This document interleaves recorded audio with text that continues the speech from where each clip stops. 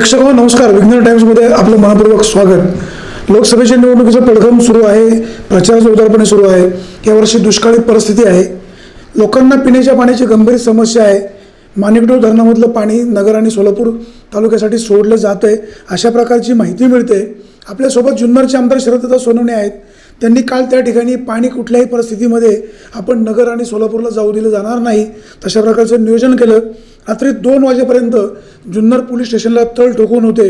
आज सकाळी विघ्नर सहकारी साखर कारखान्याचे अध्यक्ष सत्यशीलदादा शेरकर आणि काही शेतकऱ्यांनी आंदोलन केलेलं आहे. एक दृष्टीनं शेतकऱ्यांसाठी त्यांनी केलेलं आंदोलनही योग्य आहे. जुन्नर तालुक्याला पाणी कमी पडू देणार नाही अशी स्पष्ट भूमिका आमदार शरददादा सोनवणे यांनी घेतलेली आहे. पाणी कमी आहे, दुष्काळी परिस्थिती आहे, कशा प्रकारचं नियोजन होतं आहे समजून घेण्याचा आपला प्रयत्न आहे. आमदार साहेब नमस्कार. साहेब, धरणामध्ये पाणी कमी आहे, दुष्काळी परिस्थिती आहे. तुम्ही काल पोलीस स्टेशनला अगदी पहाटेपर्यंत होतात. तुम्ही त्या ठिकाणी धरणे आंदोलन धरलं. येडगाव धरणामधून खाली पाणी जाऊ देणार नाही अशी आपण भूमिका घेतली. जुन्नरच्या जनतेला पाणी कमी पडू देणार नाही अशी आपली भूमिका आहे. आज काही शेतकऱ्यांनी आणि विघ्नरचे अध्यक्ष सत्यशील शेरकर यांनी आंदोलन केलं, तुम्ही कसं पाहता? मला आपल्याला अतिशय विनम्रपणे सांगावं लागेल की महाराष्ट्र राज्यामध्ये दुष्काळ प्रचंड घोंगावतोय. आत्ताही 42चं टेम्परेचर आपण अनुभवतोय. आता हा एप्रिल महिना जाणार आहे, मे महिना जाणार आहे, जून, आणि खरं तर जून जुलैपर्यंत पाणी पुरलं पाहिजे अशी आपल्या सर्वांची भावना आहे. यावर्षी माणिकडोह 75% भरला होता. त्यापैकी हिवाळ्याच्या रोटेशनमध्ये विनंती करून देखील थोडंसं पाणी आधीचं त्यांना पाहिजे होतं. कारण का तर आपल्यापेक्षा वाईट अवस्था नगरची होती, सोलापूरची होती, करमाळ्याची होती, श्रीगोंद्याची होती. आणि पाणी वाटप समितीमध्ये हे निर्णय घेण्यात आला. आपलं सुरुवातीपासून म्हणणं एकच आहे, पाणी हे सर्वांना मिळालं पाहिजे, त्याबद्दल दुमत नाही. पण पहिलं पाणी जुन्नरला मिळालं पाहिजे आणि मग महाराष्ट्राला मिळालं पाहिजे. त्या अनुषंगाने पाण्याचं वाटप होतं आहे. आतासुद्धा कालचं जे पाणी सोडण्यात आलं ते पाणी आपण देणार नाही अशी भूमिका आपली राहिलेली आहे. 1 TMC पाणी आहे जवळजवळ. आपल्याला जून जुलैपर्यंत पाणी जे आहे ते पाणी आपलं राहावं म्हणून आपण वेळोवेळी त्या ठिकाणची तक्रार नोंदवली. आपण त्या ठिकाणी शासनाला सांगितलं. शासनाने काल मला सांगितलं की आपल्या सांगण्यावरून आम्ही मध्यंतरीच्या काळामध्ये नदीला पाणी सोडलं. स्थानिक आमदार म्हणून आपण आम्हाला जे म्हटले त्या पद्धतीने आम्ही सहकार्य केलं. आणि वडगाव असेल, कादळे असेल, शिरोली असेल, सुलतानपूर असेल, निमगाव असेल, पारगाव असेल, थेट शेवटच्या असलेल्या रेणवडीपर्यंत आम्ही पाणी नदीच्या पात्रातून दिलं. आणि या वस्तुस्थिती ते पाणी दिल्यानंतर आता उन्हाळ्याचं शेवटचं आवर्तन पिण्याच्या पाण्याच्या खाली सोडायचं आहे. आपण येडगाव खाली केल्यामुळं शासनाची मला विनंती आली का तुम्ही जे येडगाव खाली केलं आहे ते आता तुम्ही मेंटेन करून द्या. काल मी रात्री 2-2:30च्या दरम्यान मुख्यमंत्र्यांशी वर्षा बंगला फोन केला. त्यांनी मला फोनवर माझी चर्चा केली 15 मिनटं. बरेचसे लोक ऐकायला होते, समोरासमोर फोन लावला होता. आम्ही पण होतो, तुम्ही होतात. गिरीश महाजन साहेबांशी पण मी बोललो, त्यांचा रिप्लाय आला. माझं फक्त म्हणणं होतं की तुम्हाला येडगावपर्यंत पाणी मी देतो, 2 दिवसांनी देतो. ते म्हटलं आता 2 दिवस लावू नका, कारण नगर फार अतिशय अडचणीमध्ये आहे. पुढची सगळी गावं आता अडचणीमध्ये आहे. तर तुम्ही आम्हाला फक्त मेंटेन करून द्या येडगाव, आणि त्याची पातळी आम्हाला एकसारखी करून द्या. पिंपळगाव जोगायचं पाणी आम्ही 150 घेणार आहोत, डिंब्याचं पाणी आम्ही घेणार आहोत, आणि ते पाणी आम्ही 4 TMC पाणी आपण पिण्याच्या पाण्याखाली आम्ही खाली घेऊन जाणार आहोत. त्यामध्ये काही तुम्हाला ही नेहमीचीच सरावाची बाजू आहे. ह्या नवीन दरवर्षीची प्रॅक्टिस आहे, त्यात काही वेगळं काय नाही. पण थोडंसं आपण का त्या सगळ्या गोष्टीमध्ये इतकी सगळी पोझिशन लावून ठरली, त्याचं कारण असं आहे की आपल्याला सुद्धा जुलैपर्यंत जायचं आहे. आणि मला खात्रीने सांगायचं आहे की आपल्याकडं पाणी जुलै ऑगस्टपर्यंत राहील एवढं पाणी जुन्नर शहर, जुन्नरच्या वरची गावं आणि जुन्नरची जी खालची गावं आहेत, मग त्याच्यामध्ये आपल्याला माणिकडोह असेल, पिंपळगाव सिद्धना असेल, कबडवाडी पाडळी असेल, कुमशेत असेल, गोळेगाव असेल, हापूसबाग असेल, आगर असेल, पुढे गेल्यानंतर पुढे 2 शिरोले आहेत. ह्या शेवटपर्यंत ह्या गावांना पाणी 100% आपण राखून ठेवलेलं आहे. पाणी नाही अशातला भाग नाही, पाणी आहे आणि ते पाणी आपण ठेवलेलं आहे. आताचं थोडं मेंटेन करण्यासाठी आपण येडगावला पाणी, पण हे पाणी फक्त जुन्नरसाठीच आहे जे आताचे चालू आहे. ते आमचा साहेब प्रश्न असा पडतो की येडगाव धरणामध्ये डिंब्याचं पाणी येऊ शकतं, नंतर पिंपळगाव जोग्याचं आणलं जाऊ शकतं. माणिकडोह धरणामधलंच पाणी का त्याच्यामध्ये आणलं जातं आहे आणि मग अगोदर आपला विरोध आणि नंतर मतलब विरोध मावळला नेमकं काय झालं? नाही, असं आहे, पाण्याचं वाटप हे कॅल्क्युलेशनवर चालतं. मानेडोला पाणी नाही असं नाही आहे, पानेडोला पाणी आहे, ते गेलंच पाहिजे समान वाटपामध्ये. पण ते आपल्याला ठेवून जायला पाहिजे. आपल्याला ठेवून चाललंय ते एवढे का ते खाली नाही चाललं. आता हे आपल्या येडगावला झालेलं आताचं जे पाणी ते येडगाव पुरतंच आहे. पाणी जे जाणार आहे खाली या आवर्तनाचं, मी आपल्याला सांगितल्याप्रमाणे पिंपळगाव जोग्याचं आणि डिंब्याचं पाणी येतं आहे तेच पाणी ॲक्च्युली सर्क्युलेट खाली होणार आहे.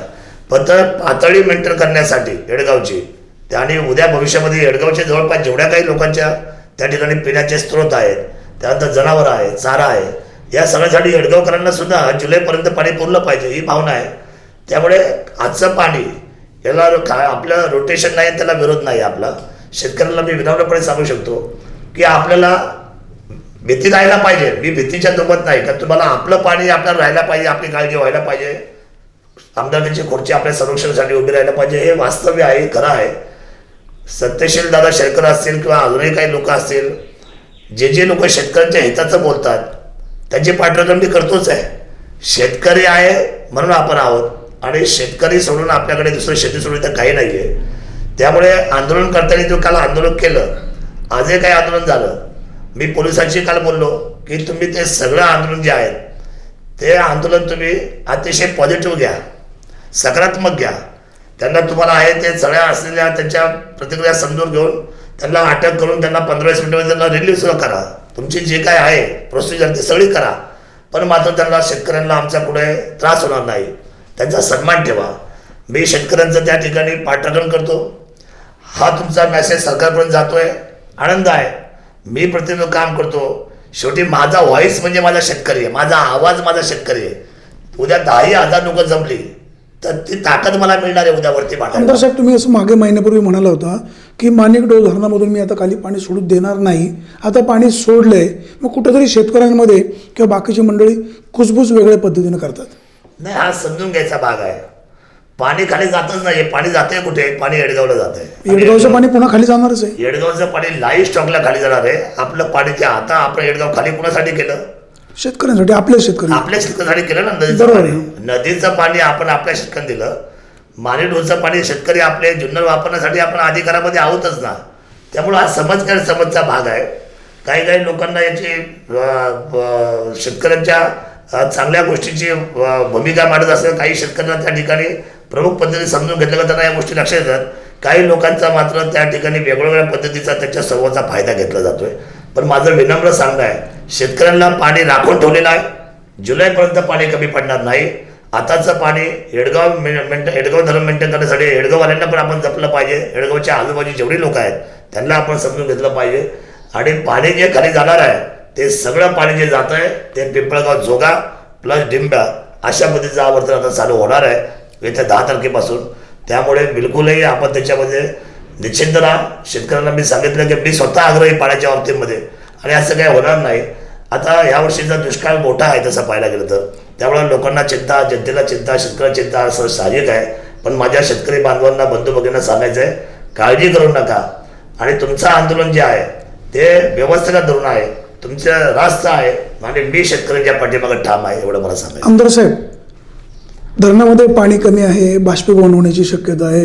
हे सगळं होत असताना जून अखेरपर्यंत हे सगळं पाणी पुरेल? जुलै अखेरपर्यंत पुरेल. बाष्पीभवन मी आता ते आकड्यात बोलणार नाही. आकड्यात बोललं तर असेल तुमचं हे जे आहे ना, हे यंत्र एवढं जबरदस्त आहे की हे अख्ख्या राज्याच्या पलीकडे जातं. मी आकड्यावर बोललो का मग सगळ्यांचं महाराष्ट्राचं लक्ष पुन्हा आपल्याला लागतं, कारण ते वंचित आहेत. सोलापूरचं लक्ष जुन्नरकडे लागलं आहे, नगरचं लक्ष जुन्नरकडे लागलं आहे. आपण कशाला त्या आकड्यापुढेमध्ये जायचं? आपलं म्हणणं असं की जुलै अखेर पाणी पुरलं पाहिजे आणि ते पुरणार आहे बाष्पीभवन सहित. बाष्पीभवनचं आपण विषय त्याच्यामध्ये कॅल्क्युलेट करून आपलं पाणी जुलैपर्यंत शेतकऱ्यांना जसं मागेल दर 15 दिवसांनी पिण्याचं पाणी जुन्नरला आणि आजूबाजूच्या तिथल्या शेतकऱ्यांना पाणी हे जुलैपर्यंत पुरलं पाहिजे. असं लोकसभेची निवडणूक सुरू आहे, कुठंतरी याचं राजकीय भांडवल केलं जातंय? नाही, बघा, निवडणुका असो किंवा नसो, विरोधकांचं काम हे आहेच आहे. शेवटपर्यंत शरद सोडला ते वाईट म्हटलेच पाहिजे.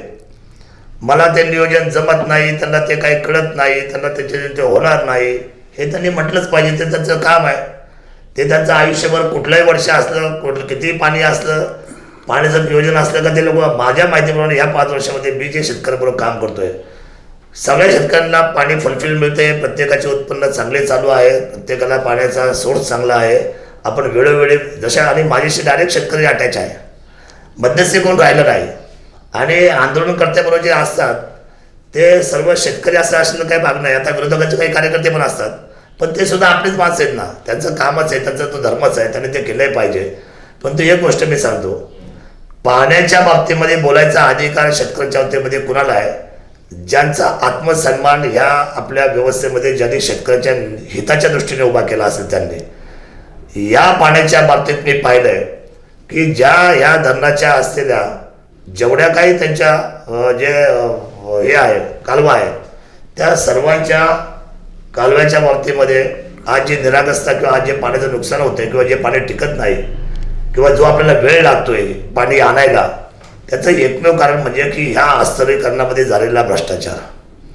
मी याची चौकशी मागितलेली टेबल ऑफ फाईल आहे CMच्या. आज ना उद्या सही होईल एवढं आचारसंहिता संपल्यानंतर. आणि मी दुसरी गोष्ट बोललो आहे की मी पाण्याच्या बाबतीत बोलतोय. दुसरी अजून एक गोष्ट आहे त्याच्या बाबतीत मी आज बोलणार नाही, पण ह्या दोन्ही गोष्टीच्या चौकशी लागणं फार गरजेचं आहे. कारण त्यात नुकसान सर्वसामान्यांचं झालं, शेतकऱ्यांचं झालं, जनतेचं झालं. ज्यांनी शेतकऱ्यांच्या टाळूवरचं लोणी खाल्लं ते आज पाण्यावर बोलायला पुढे निघलेत का? आता आमदारकी राहिली नाही म्हणून. तर माझं असं म्हणणं आहे की त्यांनी त्या भ्रष्टाचाराचं उद्या त्याची चौकशी त्याला उत्तर द्यावं. मी काय त्याच्याकडे मी काय स्वतः वैयक्तिक चौकशी लावत नाही. हा असलेला विभागाचा विषय आहे आणि त्या विभागाच्या विषयावर मी पाहतोय. मी तुम्हाला एक विनंती करेल वाणी साहेब, आपण एवढे समाजाच्या हिताचं काम करताय. आपण ॲक्च्युली एक चौथा स्तंभ आहे लोकशाहीचा. जरा एकदा या सगळे जेवढे काही जिथं आस्तरीकरण झालं ना, त्यांचे जरा फुटेज तयार करा ना, ते तालुक्याला जरा दाखवा ना की आपल्या सध्याच्या धरणाच्या पाण्याच्या वितरणाची काय अवस्था आहे. आमदार साहेब, 2 विषय वेगळे आहेत. जर आस्तरीकरण चांगलं नसेल तर त्यांच्यावर कारवाई व्हायला हवी. पाणी लोकांना वेळेवर मिळत नाही, ते आंदोलन करतात. तुम्ही सत्ताधारी पक्षाचे आमदार असतानाही तुम्हाला एवढा संघर्ष करावा लागतोय. अजिबात नाही करायला लागलं कधी. तुम्ही रात्री 2 वाजेपर्यंत पोलीस स्टेशनला होते. त्याचं कारण आहे, थोडा दबाव मला ठेवावा लागणार आहे. मी जर घरचा दबाव नाही ठेवला तर मग किती पाणी घेऊन जातील ना. येळगावपर्यंत पाणी जायला पाहिजे म्हणून मी गेलो, मेंटेन व्हायला पाहिजे म्हणून मी गेलो. आणि जर तसं नसतं तर रात्री 2 वाजता CM साहेबांनी माझा फोनच घेतला नसता. 2:45 वाजता मला गिरीश महाजनचा फोन आलाच नसता. असं काय नाही आहे. ही सुसूत्रता का लागते तर आपण जागृत राहायला पाहिजे. जो माणूस रस्त्यावर गाडी घेऊन जातो त्याने मी गाडी चांगलं चालवतो हे महत्त्वाचं नाही. मला समोर येणाऱ्या माणसाने डॅश देऊ नयेची काळजी घेतली पाहिजे. म्हणून आपल्या डॅश बसू नये, पाण्यामध्ये आपल्याला सेटबॅक बसू नये म्हणून मी जागा राहायला पाहिजे.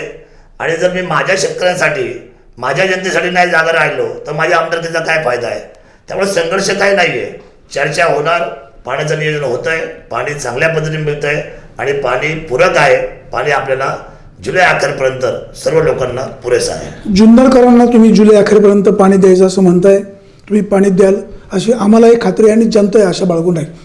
दुष्काळी परिस्थिती आहे, धरणांमध्ये पाणी पण कमी आहे. तुम्ही शेतकरी बांधवांना आवाहन काय कराल? शेतकऱ्यांना माझी विनंती एवढीच आहे की खूप काही साऱ्या लागवडी करू नका. आता सुद्धा तुम्ही आता पाण्याच्या लागवडी करायच्या मार्गावर आहात. खूप काही त्याच्या मागे लागू नका.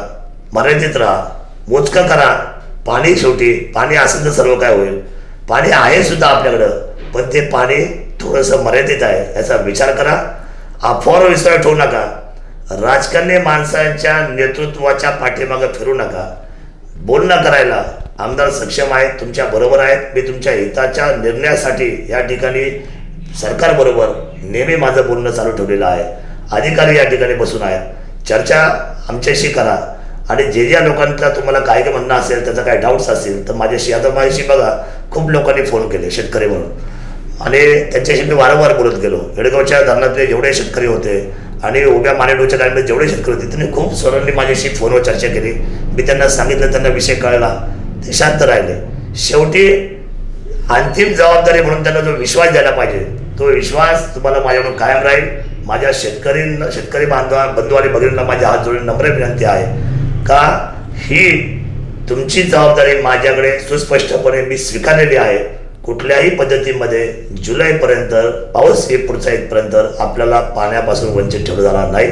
पाणी आहे, पाणी योग्य पद्धतीने वापरू, पण त्या पाण्याचा तुम्ही काटकसरीने वापर करा एवढीच विनंती करतोय. धन्यवाद. यंदा महाराष्ट्रामध्ये सगळीकडे दुष्काळ आहे. जुन्नर तालुक्यामध्ये 5 धरणं आहेत. पाण्याचं नियोजन योग्य पद्धतीनं व्हायला हवं अशा प्रकारचं आवाहन आमदार शरदत्त सोनवणे यांनी केलं आहे. विरोधी पक्षाच्या नेत्यांनी सुद्धा समन्वयाने हा प्रश्न हाताळायला हवा. भविष्यकाळामध्ये ही सगळी मंडळी अशा प्रकारचं आमदार साहेबांना सहकार्य करतील. त्याचबरोबर शेतकरी बांधवसुद्धा पाण्याचे काटकसरी नियोजन करतील. आमदार साहेब, आपण विघ्नर टाईमशी मन मोकळे बोललात, आपल्याला मनापासून धन्यवाद. प्रेक्षको, आपण कुठेही जाऊ नका, पाहत राहा फक्त विघ्नर टाइम्स, शोध बातमीचा, ध्यास सत्याचा. धन्यवाद.